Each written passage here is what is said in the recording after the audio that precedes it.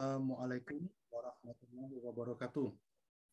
Puji syukur kehadirat Allah patut kita panjatkan karena berkat rahmat dan kasih sayangnya kita masih diberikan kesempatan untuk melanjutkan pembelajaran kita masih dalam lingkup pembahasan ataupun topik pembahasan operation research atau riset operasi ya.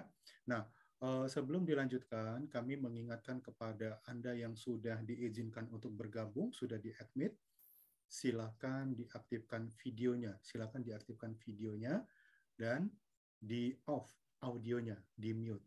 Oke, ya silakan. Oke, baik, terima kasih. Ya, oke, ya, baik, terima kasih. Oke, baik. Sebelum dilanjutkan, saya mengajak kita semua yang ada di sini, termasuk diri saya pribadi, mari sama-sama kita memanjatkan doa, kita bermohon kepada Allah. Mudah-mudahan Allah karuniakan kita dengan penuh segala kebaikan, dan tentunya pula Allah ridho dengan pertemuan kita pada hari ini. Ya, untuk itu bagi Anda yang beragama Islam, saya ajak, mari sama-sama kita membacakan basmalah. Bismillahirrahmanirrahim. Dan bagi Anda yang beragama selain daripada agama Islam, saya persilakan Anda untuk sejenak bersatu dalam doa memohon kebaikan kepada Tuhan Yang Maha Esa. Silakan.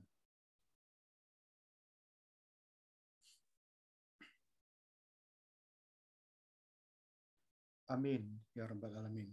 Baik saudara, mari kita lanjutkan. Nah, sebelumnya mohon izin saya untuk menampilkan slide pembelajaran kita pada hari ini. Oke, semoga kita semua dapat melihat apa yang sudah saya tampilkan. Oke, pembahasan kita kali ini, kita masuk pada pembahasan masih dalam pembahasan riset operasi. Kali ini kita membahas pokok bahasan kita adalah metode penugasan. Di mana metode penugasan ini yang kita ketengahkan, yang kita ajarkan, yang kita bahas pada kesempatan kali ini adalah metode penugasan dengan menggunakan pendekatan model Hungarian, ya, untuk model Hungarian. Oke. Pembelajaran kita pada hari ini, ya memang ini kita selenggarakan sebagai suatu modul pembelajaran secara virtual dalam rangka pengajawantahan ataupun implementasi program Kampus Merdeka. Baik saudara sekalian, ya, yang sudah berkesempatan hadir pada kesempatan kali ini, saya kembali mengingatkan, silakan yang sudah bergabung untuk diaktifkan videonya dan dinonaktifkan audionya, suaranya. Oke, perlu kami sampaikan kembali pembelajaran kita ini seperti yang sudah-sudah, kita menggunakan pendekatan multi platform media. Nah, di mana platform media yang kita aktifkan saat ini adalah ya grup WhatsApp. Nah, oke, yang sampai hari ini kita masih aktifkan dan kita masih on ya sebagai sarana kita untuk berinteraksi. Kemudian juga melalui platform Zoom ini kita buka kolom chat. Nah, bagi Anda yang ingin berinteraksi di dalamnya. Kemudian juga kita masih online dan kita menggunakan platform media Google Classroom, di mana hasil pembahasan kita ataupun skrip materi pembahasan ini nantinya akan kita share juga melalui platform ini. Dan juga sebagai sarana interaksi di antara kita, tayangan ini nanti akan kita upload melalui video channel, melalui kanal YouTube ya, yang sudah kita bangun bersama.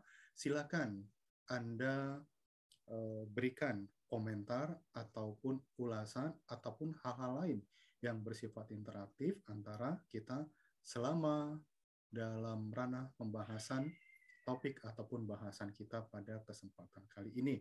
Ya, jangan lupa saya mengajak Anda semuanya, mari sama-sama kita bangun channel ini, kita sedekahkan jari kita, mari kita klik subscribe bagi yang belum subscribe, masih ada kesempatan. Silakan klik subscribe.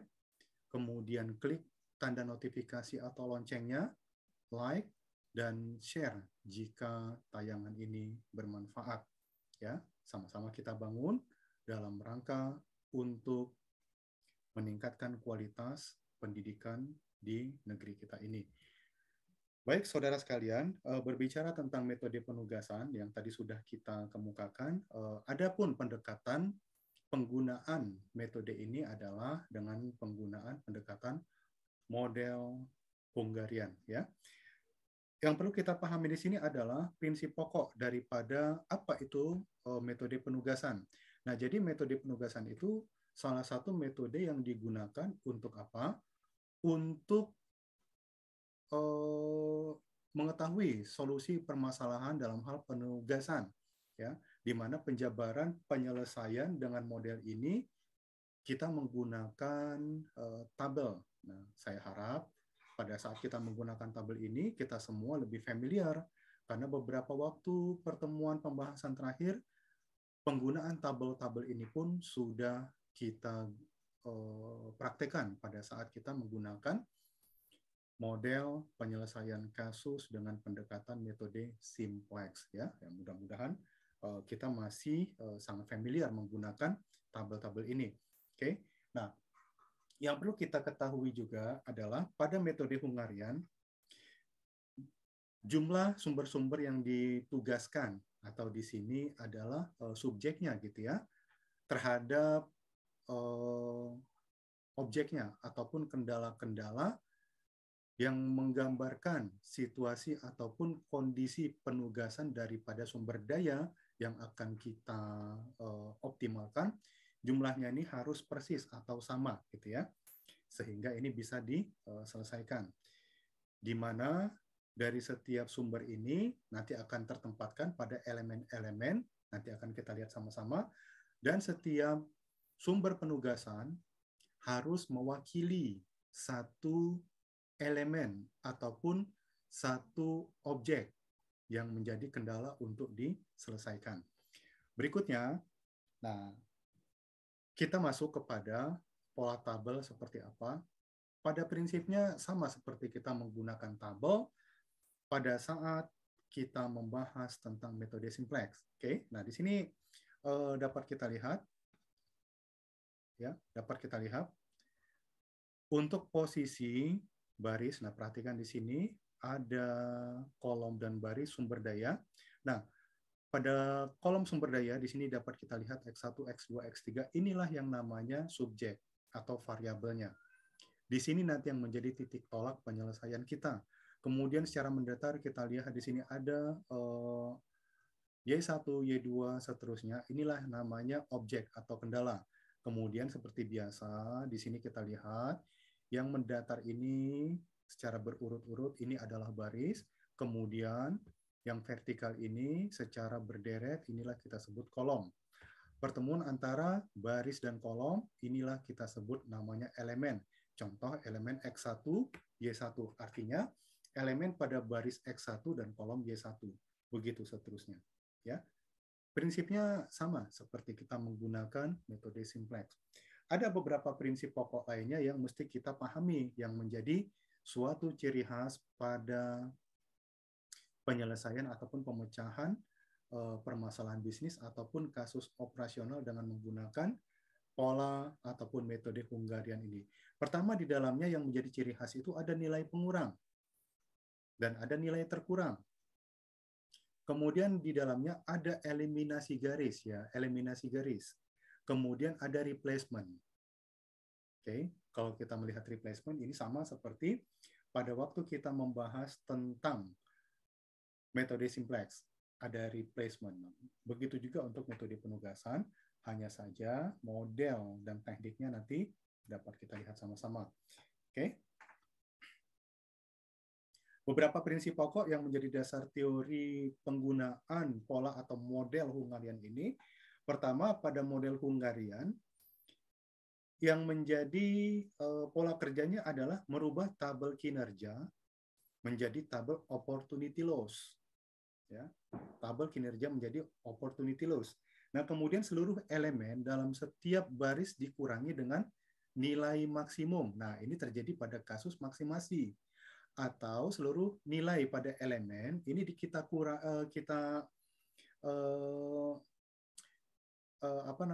kita kurangi dengan nilai terkecil jika ini pada kasus minimasi. Oke.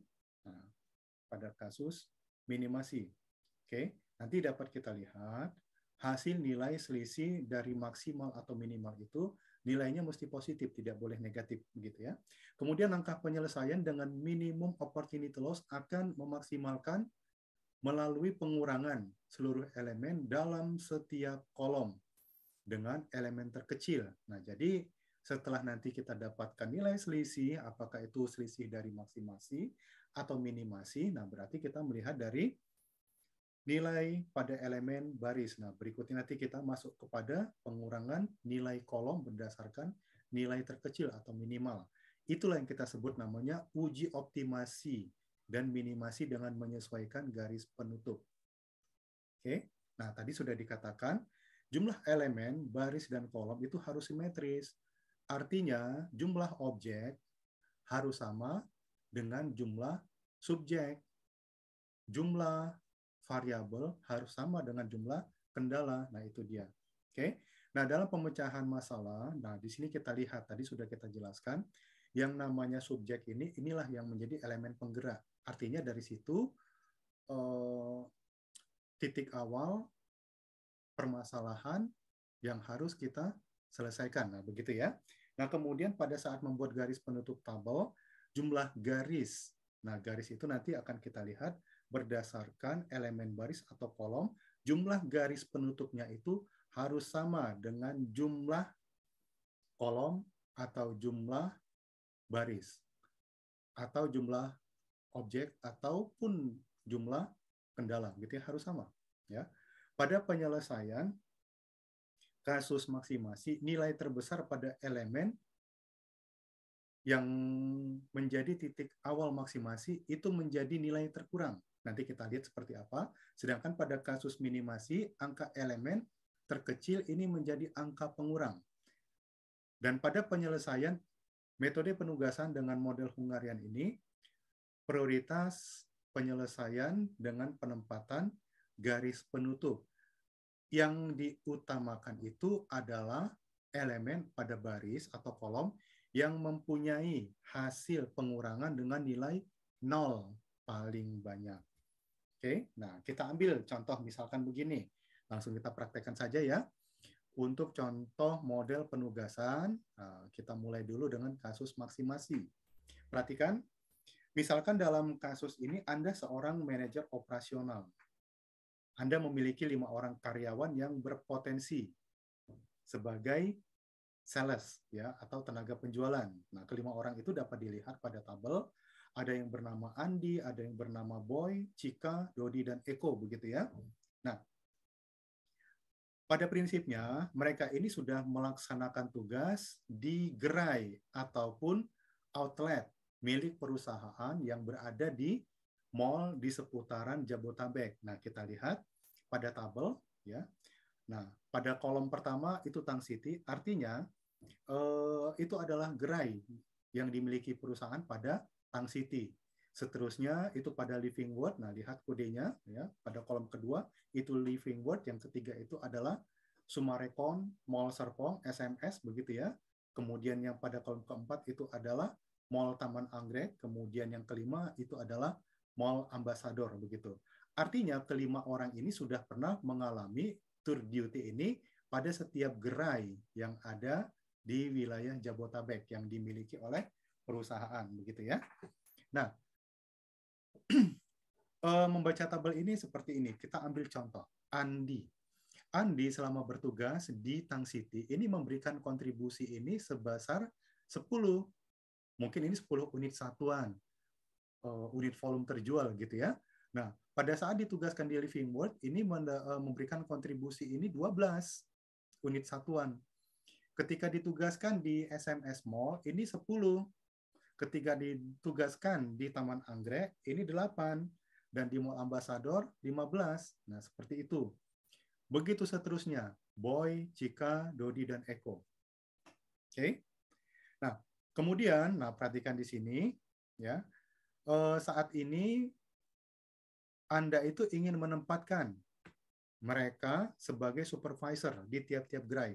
Artinya di tiap-tiap kolom itu tadi, di tiap-tiap gerai tadi itu akan kita tunjuk satu orang, ya, ingat, satu orang yang akan kita tunjuk sebagai supervisor pada setiap gerai, ya. Nah, yang menjadi permasalahan itu Anda sebagai manajer diminta untuk menentukan penugasan masing-masing personil tersebut, ya, sesuai dengan kinerjanya, tentunya di sini dengan mempertimbangkan hasil kontribusi terbaik. Siapakah yang akan ditempatkan dari tiap-tiap objek itu tadi, dari tiap-tiap gerai itu, siapa yang akan kita tempatkan. Nah, ini masalahnya. Nah, sekarang mari kita mulai. Oke, kita perhatikan dulu ya. Nah, contoh di sini Andi, selama dia bertugas di 5 tempat itu, coba kita lihat. Di mana Andi mendapatkan kontribusi tertinggi. Ya, dapat kita lihat ya. Andi itu dia memberikan kontribusi tertinggi ketika ditugaskan di Mall Ambassador. Nah, seperti itu. Boy, ketika di Taman Anggrek, berapa nilainya? 15. Kemudian Cika di Taman Anggrek juga, di Ambassador juga 12. Kemudian Dodi di Taman Anggrek juga 16. Kemudian Eko pada saat ditempatkan di Mall Ambassador juga 17. Gitu ya. Inilah catatan-catatan kontribusi terbaik dari tiap-tiap orang. Nah, kemudian berikutnya mari kita buatkan tabel untuk mengurai kinerja mereka sehingga kita bisa menguraikan tabel penugasan berikutnya. Langsung saja dari tiap-tiap elemen seperti Andi tadi dapat kita lihat kontribusi tertingginya ketika ditugaskan di Mall Ambassador tadi ya, nilai kontribusinya itu adalah 15. Nah, 15 ini yang coba kita beri tanda. Ya, kita beri tanda. Ya, sebenarnya untuk memberi tanda ini tidak ada dalam konsep pengajaran secara pokok ataupun petunjuk pengajaran itu tidak ada, tapi di sini saya buatkan model seperti ini hanya untuk membantu kita saja, membantu dengan harapan lebih mudah menerjemahkan permasalahan yang kita hadapi. Kemudian Boy kita beri tanda di Mall Taman Anggrek dengan nilai kontribusi 15.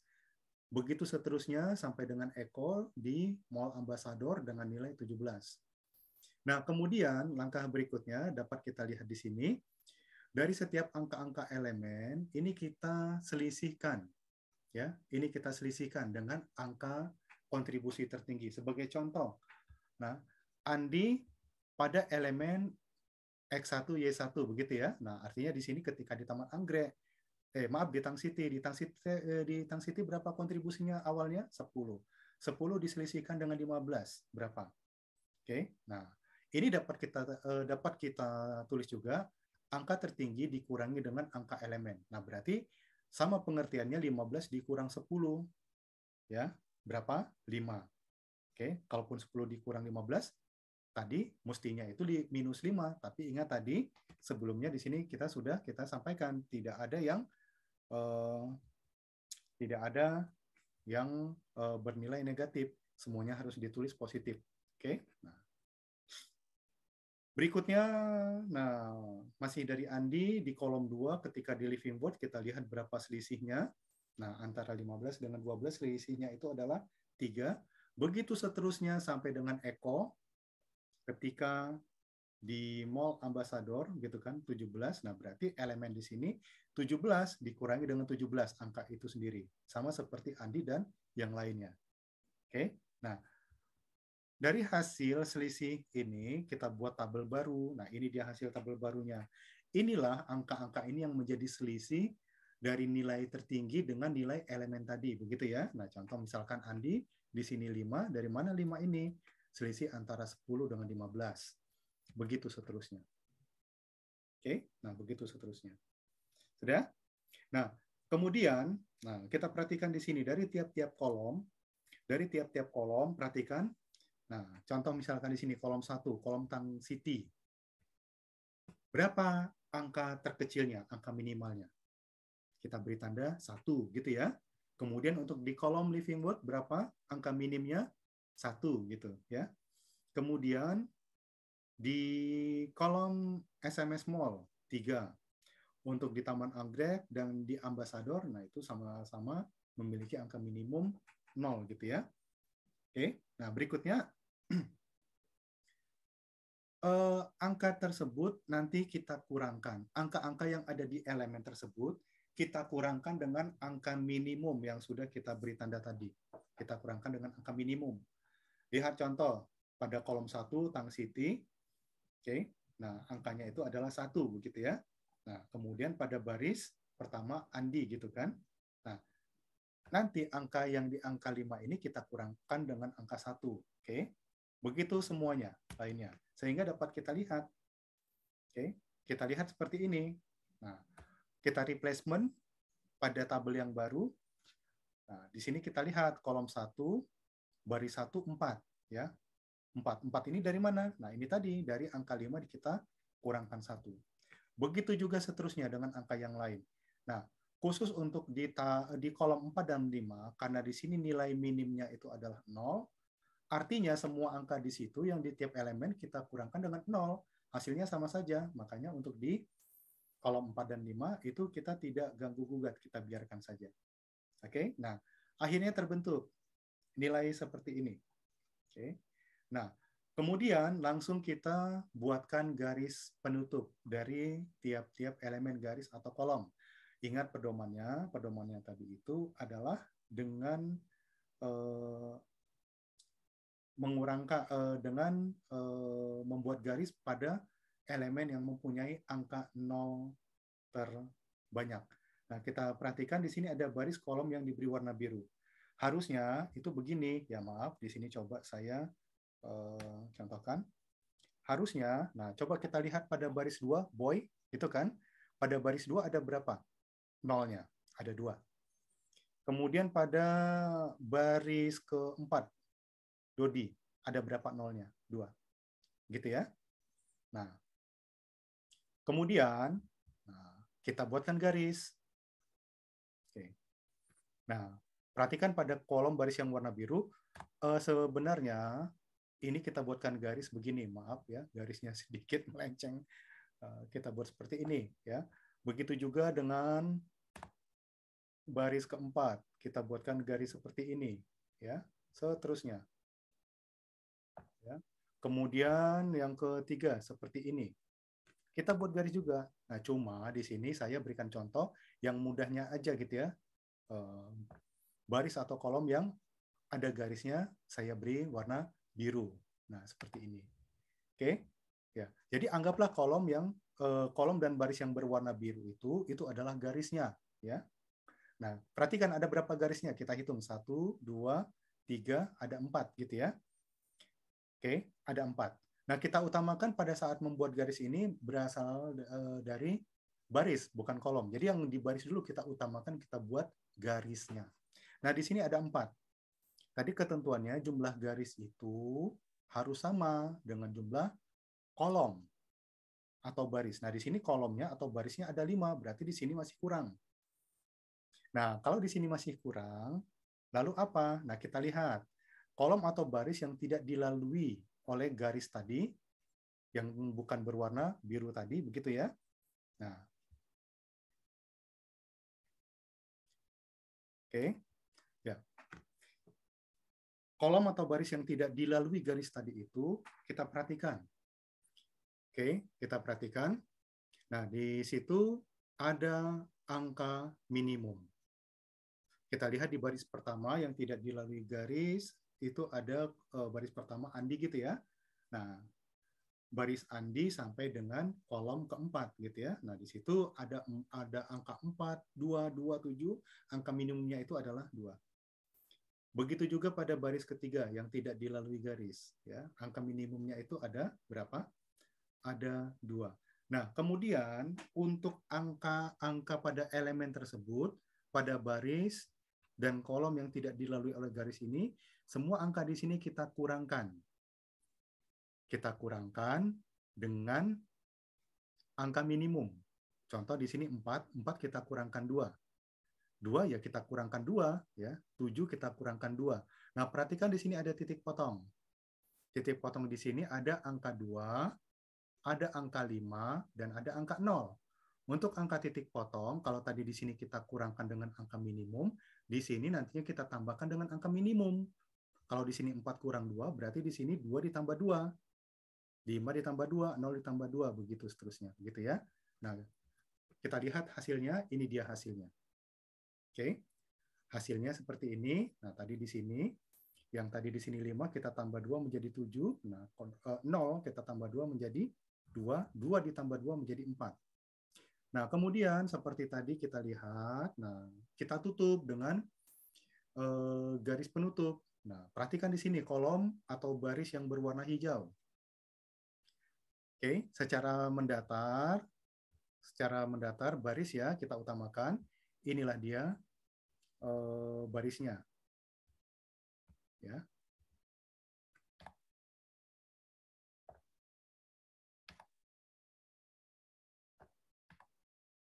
Ya, begitu seterusnya.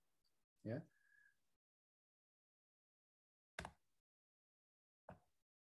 Oke, dapat kita lihat ya. Mari sama-sama kita hitung. Ada berapa garisnya? Ya. Garisnya ada 1, 2, 3, 4, 5. Jumlah garis sudah sama, sudah sesuai dengan jumlah kolom atau baris. Oke, kalau sudah sama, sudah sesuai, artinya untuk tabel penugasan ini sudah selesai. Oke, sudah selesai. Nah, selanjutnya kita fokus kepada elemen baris atau kolom tadi itu ya, yang ada angka nolnya. Sebagai contoh di sini pada baris 1, angka 0 ada di kolom 2, kolom 3, begitu ya. Nah, kemudian begitu juga pada baris 2, boy, angka 0 itu ada pada kolom 1, kolom 4. Nah, di sini tadi pada baris Andi ada juga di kolom 5, begitu ya. Nah, begitu seterusnya. Nah, lalu apa? Kita buatkan identifikasi seperti ini ya. Kalau sudah, nah kita akan buat kita petakan gitu. Berarti, nah angka 0 di sini artinya apa? Merujuk sebagai alternatif posisi penugasan. Angka 0 di sini ya. Kita lihat di sini. Andi lokasinya itu ada di kolom 2, 3 dan 5. Nah, ini dia kolom 2, 3 dan 5. Ya. Boy ada di kolom 1 dan 4. 1 dan 4, begitu ya. Begitu seterusnya. Sehingga di sini dapat kita lihat pemetaan alternatifnya. Artinya Andi, alternatifnya bisa ditempatkan di kolom 2. Kolom 2 itu apa? Kita lihat, living word. Kolom 3, di SMS, begitu ya. Kolom 5, di mall ambassador. Nah, itu untuk pemetaan untuk Andi, alternatifnya seperti itu. Untuk boy 1 dan 4. Nah, Tang City atau di Taman Anggrek, begitu ya. Kemudian kita lihat Cika 1 dan 3.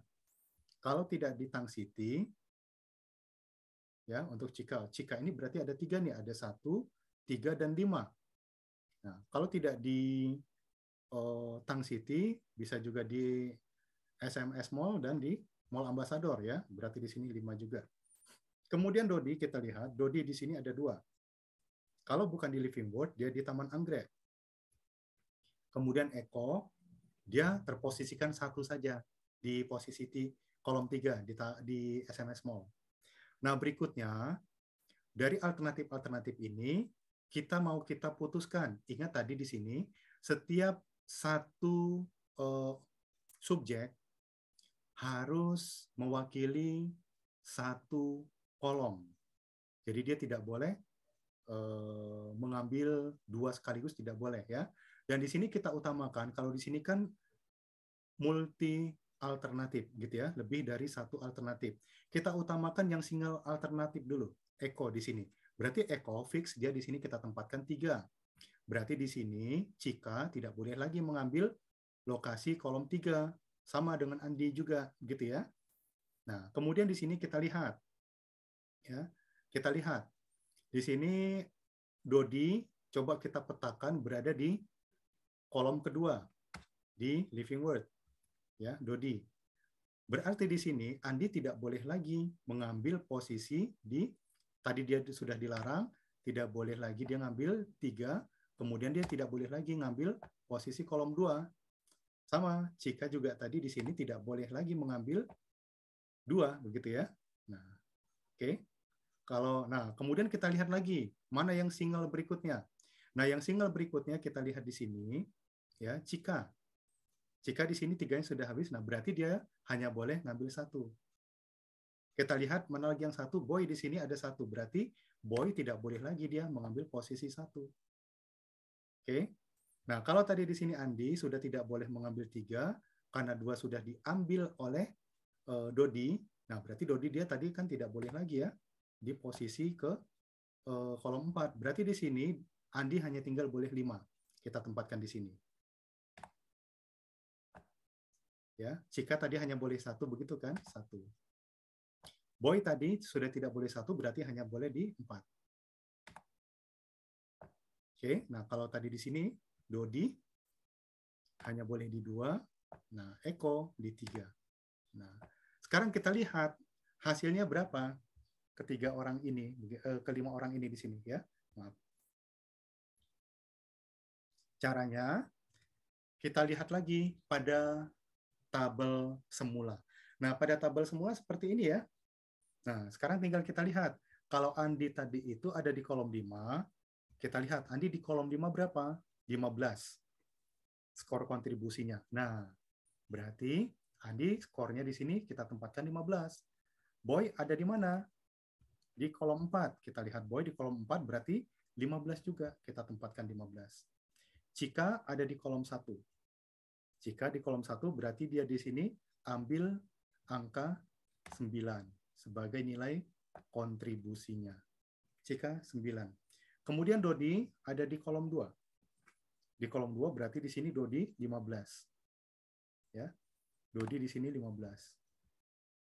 Oke, kita tempatkan Dodi di sini 15. Dan Eko 3 skornya adalah 14. Oke. Sudah? Nah, kemudian dari skor kontribusi mereka, keseluruhan kita jumlahkan. Dapat hasil 68. Oke? Nah, artinya dari skor total ini dapat kita ambil rata-rata. Dari angka 68 kita bagi 5, berarti potensi kontribusi tiap-tiap orang dengan penempatan yang demikian itu akan membawakan hasil kontribusi rata-rata per orang 13,6. Nah, kemudian jangan lupa kita rumuskan dalam suatu simpulan. Nah, di sini silakan kita buatkan suatu bentuk simpulan dengan narasinya seperti apa, silakan. Kalau di sini saya hanya mencontohkan seperti ini, ya. Berarti di sini sudah fix, Andi itu kita tempatkan pada lokasi kolom 5, yaitu di Mall Ambassador gitu ya. Kemudian Boy di lokasi 4, Mall Taman Anggrek, Cika di Mall Tang City, Dodi di Living World Mall gitu ya, Eko di lokasi 3, Sumarekon Mall Serpong. Nah, sehingga total potensi kontribusi ke perusahaan dari kelima orang ini totalnya 68 dengan kontribusi rata-rata per orang 13,6. Oke. Ini tadi untuk kasus maksimasi. Kemudian bagaimana dengan kasus minimasi? Ya, begini ya. Oke. Kita ambil contoh misalkan pada kasus minimasi ini Anda seorang manajer. Oke. Nah, seperti tadi Anda memiliki 5 orang karyawan, katakanlah ini karyawan terbaik gitu ya. Dan Anda berencana untuk menentukan atau mendelegasikan penugasan pada tempat penugasan. Nah, sama seperti tadi, mereka ini sudah pernah mengalami tour of duty dari beberapa bidang pekerjaan di perusahaan. Contoh seperti Andi dan lain-lainnya sudah pernah berpengalaman di bidang sales, kasir, purchasing, personalia, dan gudang, warehouse. Semua seperti itu. Nah, kemudian di sini apa yang menjadi perhatian? Kita lihat pada tabel, ya. Nah, ternyata di sini itu adalah tebaran biaya. Nah, Jadi, selama mereka bertugas ditempatkan pada posisi bidang pekerjaan tersebut, mereka ini mempunyai catatan rekod pemakaian atau konsumsi biaya yang dianggap paling ekonomis, yang paling minimal, ya. Dan perusahaan melihat itu, mau menempatkan mereka pada posisi penugasan dengan konsumsi biaya yang terpakai dari penempatan kerja ini dengan orientasi pemakaian biaya yang paling ekonomis. Nah, kemudian yang jadi permasalahan, siapa yang akan kita tugaskan pada posisi-posisi bidang tersebut, ya. Artinya di sini ingat, kita mau cari biaya paling ekonomis, paling minimal. Nah, kalau tadi pada kasus maksimasi, di sini kita melihat dengan angka skor tertinggi dari setiap elemen yang kita pantau. Kalau di sini kita melihat dengan posisi angka paling rendah. Oke. Nah, kita lihat di sini Andi mempunyai catatan angka terendah, artinya selama dia bertugas di warehouse, dia paling ekonomis ketika dia ditugaskan di bidang-bidang pekerjaan yang lain. Kalau Boy, pada saat dia ditugaskan di personalia.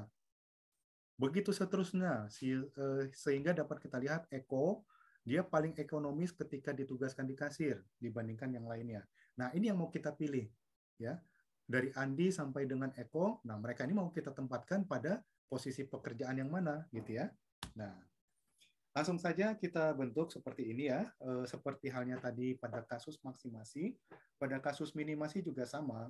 Pada saat kita mengidentifikasi yang namanya tabel kinerjanya seperti ini, sudah. Nah, kalau tadi pada kasus maksimasi angka tertinggi itu ini menjadi angka terkurang, ya, menjadi angka terkurang. Angka itu dikurangi dengan angka elemen yang lainnya. Tapi kalau pada kasus minimasi, angka-angka minimal yang ada pada elemen baris tersebut ini menjadi angka pengurang. Nah, seperti contoh misalkan begini ya, kita lihat Andi berapa skor pada kolom 1 sales ya. Kalau tadi di sini 6. Nah, 6 diselisihkan dengan angka minimum tadi, dapatnya 2. Pada saat dia di kasir, tadinya skornya 8, 8 dikurangi 4, dapatnya 4. Begitu seterusnya, hingga di kolom yang menjadi angka minimal, ya tetap itu dikurangkan. Nah, contoh Andi, 4 dikurangi 4, dapatnya 0. Begitu seterusnya. Oke, sama seperti kasus maksimasi tadi, setelah kita membuatkan pengurangan dari angka minimal tadi, nah kemudian kita lihat kolom. Dari setiap kolom kita perhatikan mana kolom yang mempunyai angka terkecil. Sama seperti ketika kita bahas pada kasus maksimasi tadi, kolom yang sudah memiliki angka terkecil, ini kita abaikan saja. Ya, kenapa? Karena nanti pada hasil pengurangannya, angkanya sama saja. Nah, kita lihat kolom yang belum memiliki angka 0. Kita lihat di sini ada kolom 4, personalia. Di situ dapat kita lihat angka minimumnya adalah 2. Sehingga angka-angka pada kolom personalia itu nanti semuanya kita kurangi dengan angka 2. Ini hasilnya. Oke, kita lihat tadi. Kalau seperti angka pada kolom sales, kasir, purchasing, dan warehouse, ini nggak usah kita cari-cari lagi angka selisihnya. Langsung kepada kolom personalia. Nah, di mana tadi di sini 6 dikurangi 2, 4, 3 dikurangi 2, 1, 2 dikurangi 2, 0, 7 dikurangi 2, 5, 9 dikurangi 2, 7. Nah, ini dia hasilnya. Oke. Sama seperti tadi, kita lakukan eliminasi dengan garis penutup. Eliminasi garis penutup, jumlah garis harus sama dengan jumlah kolom ataupun baris. Oke. Nah, perhatikan pada baris atau kolom yang warna hijau, anggaplah itu garisnya. Anggap itu garisnya. Garis yang terjadi ada berapa? 2. Kolom dan baris jumlahnya itu ada 5. Berarti ini masih kurang. Artinya harus kita cari mode pengurangan lain. Sama seperti tadi, perhatikan kolom tabel elemen yang tidak dilalui oleh garis, yang tidak ada angka nolnya, ini harus kita cari dengan mengurangkan angka paling minimal dari elemen tersebut. Nah, kita lihat di sini pada baris 1 dan 2, Andi dan Boy, mulai dari kolom 1, sales, sampai dengan kolom 4, personalia. Di tiap elemen di sini ada angka, nah angka paling minim itu adalah 1. Berarti semua angka pada elemen ini kita kurangi 1.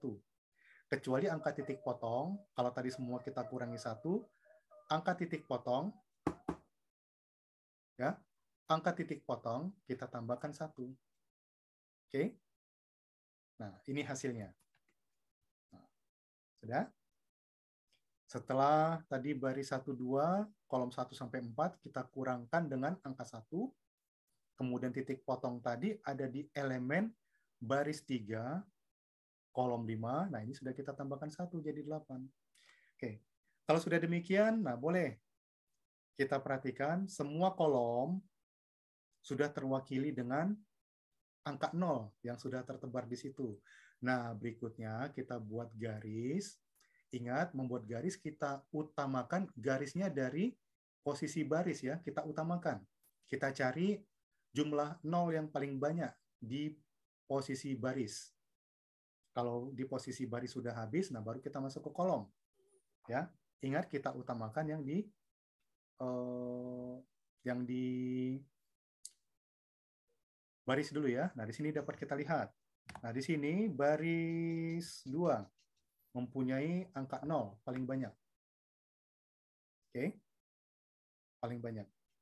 Sudah?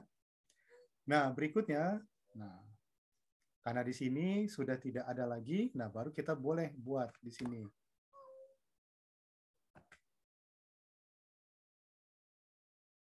Oke. Nah, kemudian, nah, untuk elemen yang lain yang sudah ada angka nolnya, boleh kita garis. Oke. Boleh kita garis.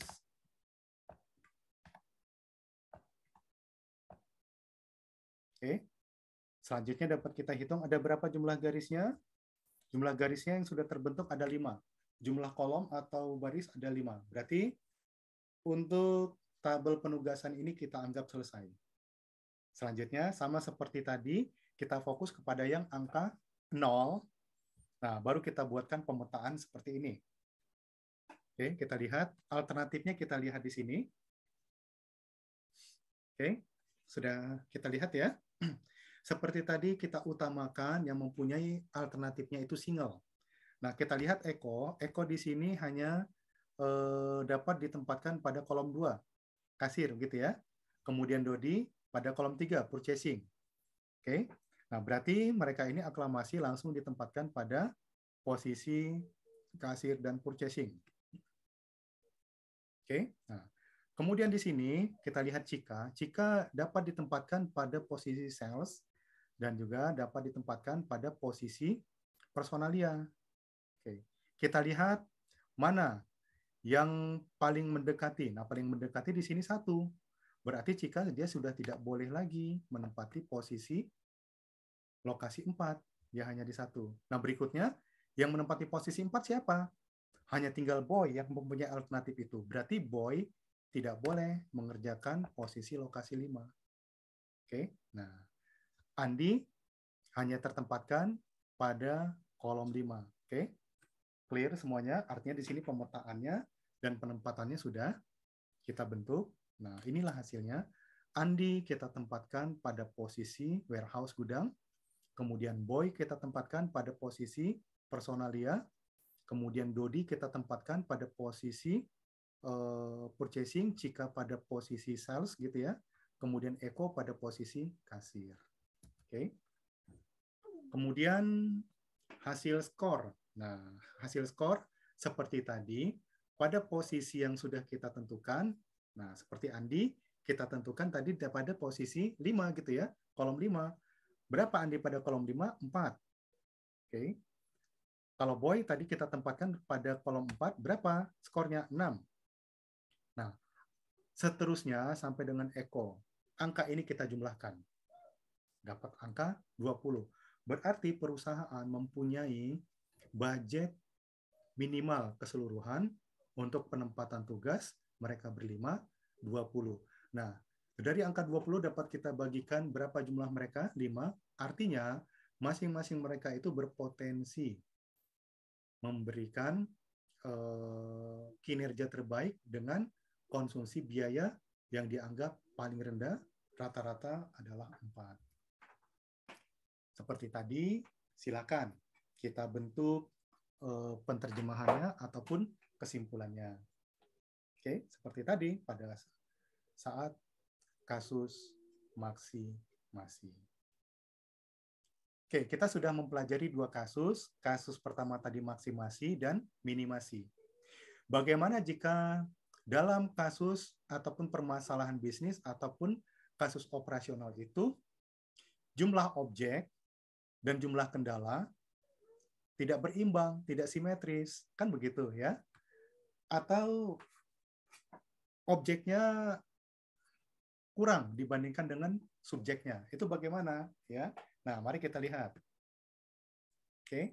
Nah, kalau dengan kasus tidak simetris seperti itu, nah tadi pada pemaparan awal ini harus kita sempurnakan dulu jumlah kolom dan baris.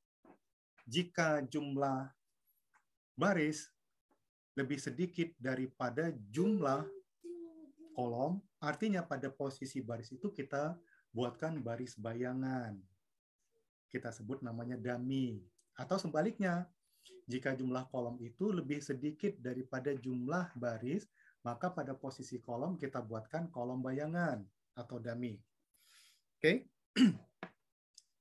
Kita ambil contoh. Nah, kita ambil contoh ya. Nah, ini yang kerap terjadi. Misalkan, ini kita ambil dari kasus restoran cepat saji. Kita sebutlah namanya McDonald gitu ya. Oke? Anda seorang manajer resto di situ. Oke? Anda mempunyai 4 orang yang menempati posisi tugas yang strategis di tempat Anda bekerja gitu ya.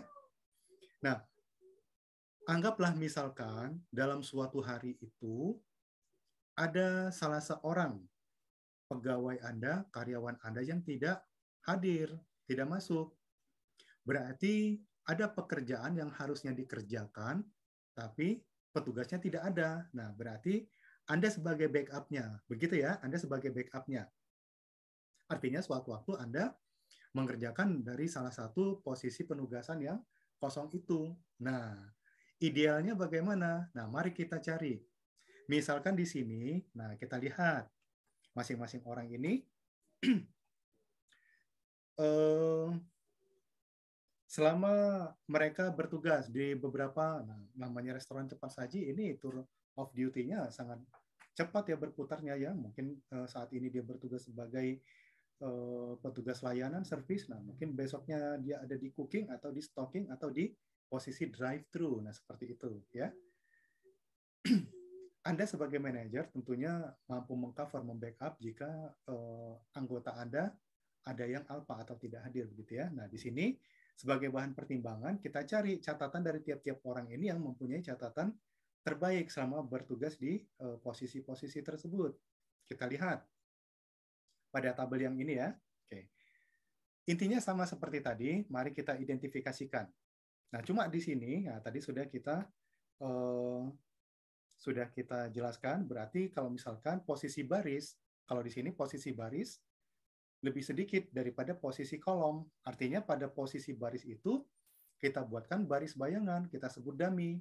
Kalau tadi di sini pada baris-baris normal itu sudah ada angka-angkanya, record-nya. Nah, bagaimana dengan baris bayangan? Baris bayangan atau kolom bayangan yang kita sebut dummy itu, semua elemennya kita isi dengan angka 0. Kita lihat seperti ini. Kita lihat ya. Adi mempunyai catatan terbaik pada saat ditugaskan di posisi drive-thru. Kalau Budi pada saat ditugaskan di posisi stocking, Chandra pada saat services. Nah, dummy Ya mungkin Anda yang dimaksud di sini semuanya 0. Nah, kalau kita buat seperti ini, artinya semua elemen kolom ini sudah terwakili dengan angka 0. Artinya kalau seperti ini, kita nggak perlu kita boleh langsung membuat eliminasi dengan garis penutup tanpa membuat uji minimalisasi lagi. Seperti tadi kita lihat kolom ada angka minimum pada kasus maksimasi atau minimasi. Nah, ini boleh kita tutup dengan garis penutup gitu ya. Nah, kita lihat. Oke. Nah, sudah otomatis yang namanya baris dummy ini memenuhi persyaratan untuk kita buat garis gitu ya, memenuhi persyaratan.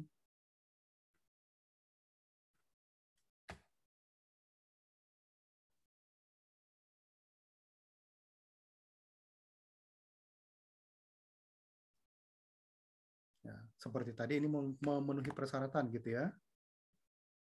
Tuh. Ya.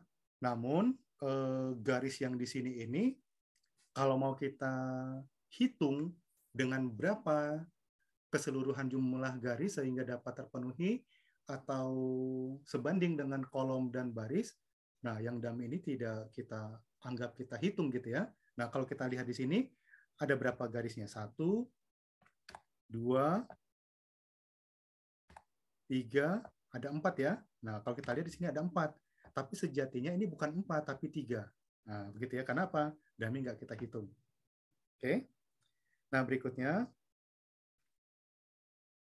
di sini sudah kita lihat. Nah berarti di sini ada elemen yang tidak dilalui oleh garis. Kita lihat kolom 2. Kolom 2 baris 1 sampai dengan 3. Ya, di situ ada angka 4, 6, 6. Oke, ada angka 4, 6, 6. Nah, berarti semua angka di sini nantinya itu akan kita kurangkan dengan angka paling minimal, yaitu angka 4. Nah, kita lihat. Sementara pada kolom pada kolom yang lainnya angka-angka itu kita biarkan. Nah, seperti ini. Ini hasilnya. Oke. Setelah ini kita kurangkan 4, 2. Nah, baru boleh kita buatkan garis penutup berikutnya. Ingat, kita utamakan pada posisi apa? Pada posisi baris. Oke. Nah, kemudian di sini masih ada satu yang masih bisa kita buatkan garis. Karena setelah itu habis ya. Oke. Kita hitung ada berapa garisnya? 1, 2, 3, 4. Sudah sesuai dengan jumlah kolom dan garis. Artinya, tabel penugasan ini kita anggap selesai. Tinggal kita lihat. Oke, kita lihat. Adi di sini berpotensi pada kolom 2 dan 4. Budi pada kolom 3.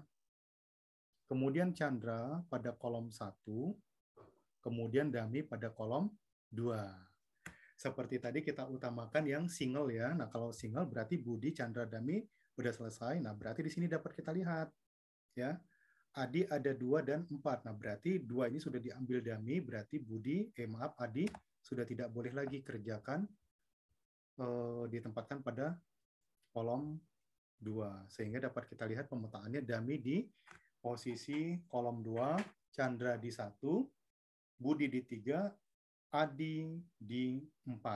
Nah, seperti tadi, angka-angkanya kita ambil dari tabel awal. Adi di kolom 4, ya kita ambil 7. Budi di kolom 3, kita ambil 10. Chandra di kolom 1, kita ambil 12, sementara Dami 0. Keseluruhannya kita jumlahkan, hasilnya 29. Oke? Nah, seperti tadi kita tutup ya dengan satu rumusan simpulan. Nah, silakan Anda menerjemahkannya itu seperti apa, tapi setidak-tidaknya menjelaskan hasil akhirnya. Kalau saya hanya mencontohkan seperti ini, silakan.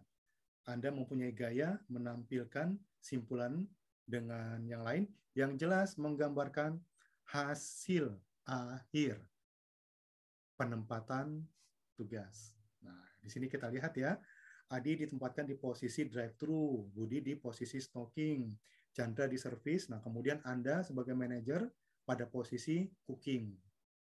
Nah, kemudian kalau kita lihat skor rata-rata jika mereka ditugaskan secara bersama-sama adalah 7,25. Oke. Oh ya, jika Anda masih masih ada pertanyaan, ada beberapa hal yang perlu penjelasan, silakan. Sudah saya buka kolom chat, silakan. Kemudian juga sudah diaktifkan pada WhatsApp group, silakan. Atau nanti silakan pada kolom komentar di YouTube channel atau di Google Classroom, silakan. Ya, oke. Saya berharap mudah-mudahan apa yang saya jelaskan ini dapat Anda ikuti dengan baik. Selanjutnya, jika sudah, mari kita latihan. Oke, ini ada tugas buat Anda, latihan. Kali ini kita latihan menjadi polisi. Nah, begitu ya. Kita latihan menjadi polisi.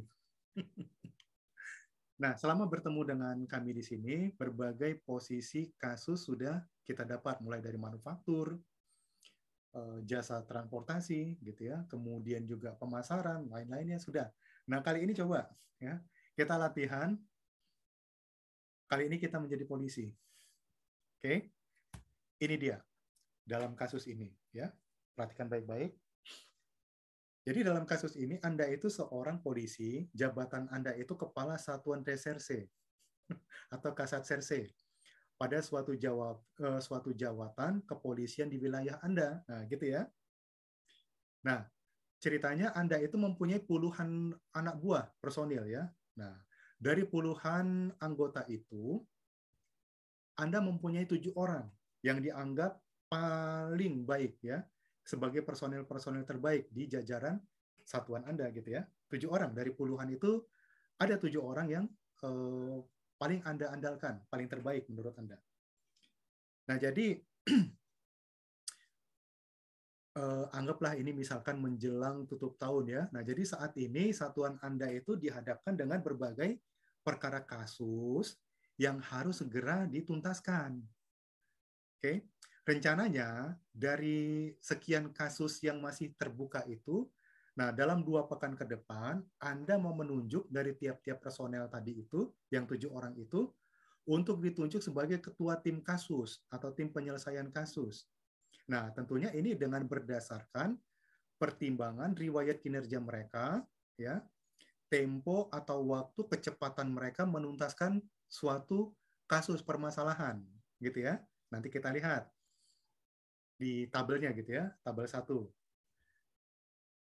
Kemudian berikutnya direncanakan pada 1 bulan mendatang ya. Kalau tadi 2 pekan mendatang, ini 1 bulan mendatang, artinya 2 minggu berikutnya lagi. Anda akan kedatangan personil baru yang bersumber lulusan Akademi Kepolisian, Akpol, dan lulusan dari Sekolah Polisi Negara, Hinai, Sumatera Utara. Maksudnya ini mereka-mereka yang baru dilantik menjadi perwira polisi dan menjadi brigadir polisi begitu ya. Nah, mereka ini personel junior ya. Jadi personel baru itu nantinya akan diberikan pembekalan tambahan sesuai dengan bidang kompetensi kecakapan standar yang berlaku dan dibutuhkan di jajaran Anda gitu ya. Dan lagi-lagi Anda mau menunjuk ke-7 orang personil tadi untuk ditugaskan sebagai mentor. Artinya apa dari bidang-bidang kecakapan itu? Nah, si Fulan dan si Fulan itu akan kita tempatkan menjadi mentor pada bidang kecakapan tertentu gitu. Nanti kita lihat di tabelnya ya, di tabel 2. Oke. Nah, jadi itu rencana untuk 2 pekan ke depan dan 1 bulan ke depan. Nah, namun saat ini, nah perhatikan ya, saat ini Anda dihadapkan dengan agenda kunjungan Bapak Presiden yang sifatnya mendadak di wilayah kerja Anda. Waktunya 3 hari ke depan. Oke. Nah, jadi setelah dikonfirmasi agenda Bapak Presiden itu setelah mendarat di bandara, kemudian, nah biasa ya, namanya dari bandara pasti kan ada perjalanan iring-iringan dari bandara ke lokasi di tempat Anda bertugas gitu ya. Nah, direncanakan akan memberikan pidato kenegaraan. Kemudian setelah memberikan pidato, nah oleh gubernur setempat, ya, Bapak Presiden akan menerima jamuan. Kemudian setelah jamuan, Bapak Presiden itu akan melakukan kunjungan ke sentra ekonomi kreatif warga yang ada di wilayah kerja Anda. Kemudian diagendakan juga Bapak Presiden akan berdialog dengan para pemuka agama, tokoh adat, dan beberapa tokoh masyarakat setempat. Oke. Nah, lagi-lagi Anda ingin menugaskan ketujuh orang tersebut ya dalam penugasan pengawalan pengamanan atau escort ya, escorting. Nah, cuma sayangnya dari ketujuh orang yang dimaksud tadi itu, 3 orang saat ini sampai dengan 3 hari ke depan ya itu tidak di tempat dengan berbagai kondisi yang dialami ya, mungkin ada yang terkena atau terpapar COVID. Nah, jadi tidak bisa bertugas dalam rangka pengamanan atau pengawalan Bapak Presiden. Kemudian ada yang sedang mengajukan cuti menikah sehingga tidak dapat bertugas gitu ya. Kemudian ada yang masih mengikuti pelatihan sekolah atau kursus kecakapan personil tambahan dan mungkin baru dikonfirmasi setelah 3 hari ke depan baru bisa kembali ke posisi tugas begitu ya. Nah, artinya dari 7 orang Anda kehilangan 3 orang saat ini. Nah, disinilah Anda ingin menempatkan ya mungkin di sini akan memberdayakan wakil Anda sebagai backupnya dan akan menempatkan satuan siaga untuk membackup penugasan tersebut. Nah, kita lihat pada tabel 1 tadi ini ya, dari berbagai kasus yang sudah diselesaikan kita lihat. Oke. Nah, kita lihat. Nah, ini tabel satunya. Nah, jadi ada 1, 2, 4, 7. Ada 7 kasus. Ya. Ketujuh orang ini berpengalaman menangani kasus-kasus yang ada di tabel tersebut, gitu ya. Nah, di sini adalah tebaran kinerja mereka yang diukur dari berapa hari mereka mampu menyelesaikan kasus-kasus yang ada di tempat Anda, gitu ya, dengan yang sudah dipetakan saat ini. Artinya ketujuh kasus ini sampai sekarang ini masih ada kasus-kasus baru dengan modus ketujuh kasus ini ya, yang harus dituntaskan. Siapa yang akan menjadi tim kasus dari tiap-tiap kasus ini? Nah, di sini dapat kita lihat. Nah, di sini misalkan ada anggota Anda, ya, namanya Ibda Agus. Untuk kasus perampokan, nah, beliau ini mampu menangani dan menyelesaikan selama 6 hari. Untuk kasus penipuan, dia mampu menangani sampai 4 hari. Kasus penculikan, dia mampu menuntaskan selama 10 hari. Kasus narkoba 12 hari. Kasus perjudian 7 hari. Kasus pelecehan 8 hari, kasus pembunuhan 3 hari. Begitu seterusnya, sampai personil Anda ada AKP Gunawan, begitu ya. Nah, mulai dari perampokan seterusnya sampai pada kasus pembunuhan, AKP Gunawan mampu menuntaskan kasusnya itu selama 5 hari. Oke, nah ini yang mau kita pilih mereka nanti. Mereka akan ditunjuk jadi ketua tim yang mana, begitu ya. Nah, berikutnya tadi kita lihat akan kedatangan personil-personil baru. Nah, personil baru ini perlu perlu diberikan coaching begitu ya, perlu diberikan mentoring. Nah, Anda berencana ketujuh orang ini mau kita tempatkan sebagai mentor dari bidang-bidang kecakapan tertentu. Nah, kita lihat di sini kompetensi dan kecakapan dari tiap-tiap personil. Kita lihat contoh misalkan pada baris 3 di situ ada Ibtu Cahyani. Nah, mempunyai kecakapan ataupun kompetensi utama, misalkan untuk kompetensi ataupun kecakapan penyidikan, dia mempunyai skor kecakapan itu 90. Untuk pengamatan atau observasi 93. Nah, kemudian untuk patroli taktis, dia itu mempunyai skor kecakapan 82. Kemudian untuk kecakapan intelijen, dia itu mempunyai kecakapan skornya itu 94. Untuk kecakapan menembak, dia itu mampu memperoleh skor itu 89.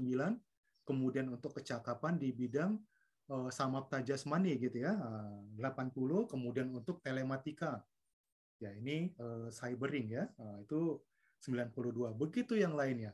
Nah, ini yang mau kita pilih mereka nanti untuk posisi penugasan sebagai mentor pada masing-masing bidang ini. Nah, oke.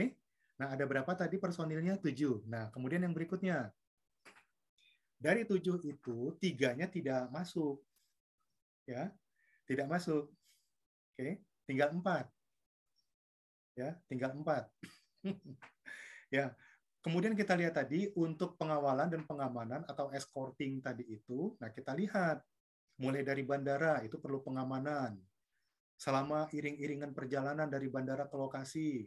Kemudian untuk di venue, podium pada saat memberikan sambutan atau pidato gitu ya. Kemudian pada saat jamuan, kemudian pada saat kunjungan, kemudian pada saat dialog gitu ya. Nah, ini membutuhkan pengamanan gitu ya. Nah, di sini kita lihat misalkan Ibda Agus dia berpengalaman untuk memimpin pengamanan di bandara hanya dengan menggerakkan 8 orang. Gitu ya. Nah, kemudian untuk iring-iringan mungkin pada kasus yang lain bukan pada kunjungan kenegaraan seperti ini dia untuk iring-iringan dia mampu hanya dengan menggerakkan 6 orang saja. Kemudian pada saat pengamanan venue hanya 5 orang. Untuk jamuan, nah dia membutuhkan 7 orang gitu ya. Kemudian untuk kunjungan, nah dia mampu melakukan kegiatan pengamanan atau escorting dengan menggerakkan 3 orang. Kemudian pada saat dialog hanya 3 orang. Nah begitu yang lainnya. Nah tinggal di sini kita kalau kita lihat rangkaian kegiatan itu ada 6, personilnya ada 4, berarti kita perlu menggerakkan 2 sebagai backup. Nah, ini yang sebagai dummy tadi, begitu ya. Nah, tugas Anda itu, nah silakan Anda sebagai komandan, sebagai kepala satuan di situ, dituntut untuk memilih siapa personel terbaik untuk ditempatkan sebagai ketua tim kasus. Ya, kita lihat pada tabel 1 tadi. Kemudian siapa personel terbaik yang dapat kita tugaskan sebagai mentor kecakapan bagi personel junior tadi ya. Lihat tabel 2. Kemudian untuk pemetaan tugas pengawalan, pengamanan, escorting tadi itu ya. Nah, Anda menempatkan di sini wakil Anda sebagai backup dan tim taktis ini sebagai tim siaga gitu ya. Nah, silakan. Lihat tabel 3. Oke. Nah, tugas ini nanti yang Anda kerjakan. Oke. Nah, untuk waktu nanti akan kita tentukan waktunya sampai kapan. Dan untuk mengerjakan tugas ini, silakan Anda mencari mitra, mencari partner. Cuma di sini dibatasi hanya 2 orang saja, tidak boleh lebih. Ya, silakan mitra ini sebagai rekan Anda berpikir untuk memecahkan kasus ini, begitu ya. Oke. Nah, ini tadi tabel 1, 2, dan 3-nya. Oke. Mudah-mudahan dapat dipahami. Dari saya demikian. Saya hanya berpesan, ingat pandemi ini masih ada. Kemudian tentunya kita sama-sama berdoa, minta kepada Allah yang baik-baik, semoga Allah berikan karunia kesehatan kita dan Allah jaga kita dengan penuh kebaikan. Dan tentunya kita berharap jangan sampai tempat tinggal kita berpindah dari rumah yang nyaman menjadi atau kita pindah ke rumah sakit ya. Nauzubillah ya, jangan sampai. Demikian dari saya. Nah, sampai jumpa pada topik bahasan berikutnya. Oke. Dari saya demikian. Kurang lebihnya mohon maaf ya. Oke. Nah, mudah-mudahan apa yang disampaikan bermanfaat. Kurang lebih mohon maaf. Billahi taufiq wal hidayah. Salam